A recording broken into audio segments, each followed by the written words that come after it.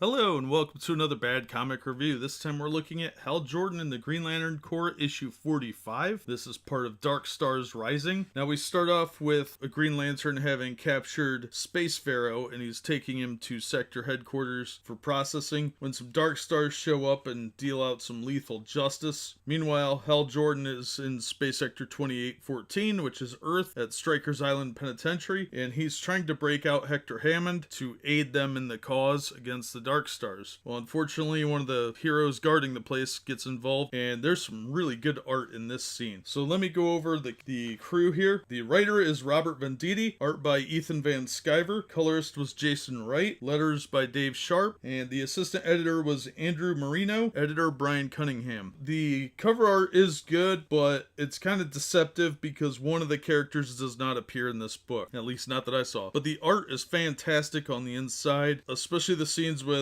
Hal breaking out Hector. There's some really amazing art there during that battle scene. Meanwhile, John Stewart is going to talk to Zod, and things aren't going well. Zod has no interest in listening to him, even though he has vested interest in what's going on as well. Well, John has to tell him exactly who is running the Darkstars, and that is Tomar 2, the son of Tomar Ree, who was supposed to be on patrol when Krypton was destroyed. But meanwhile, Tomar 2, speaking of him, is recruiting one of the Green Lanterns and trying to get one of them to betray the Corps, and he does get encased in a suit of armor. So that's going to prove interesting because I'm pretty sure he's only doing it to get more information on the suit. But Hal does manage to get Hector, and they head off to see what they can do. So it looks pretty good. It is just a plot furtherance issue.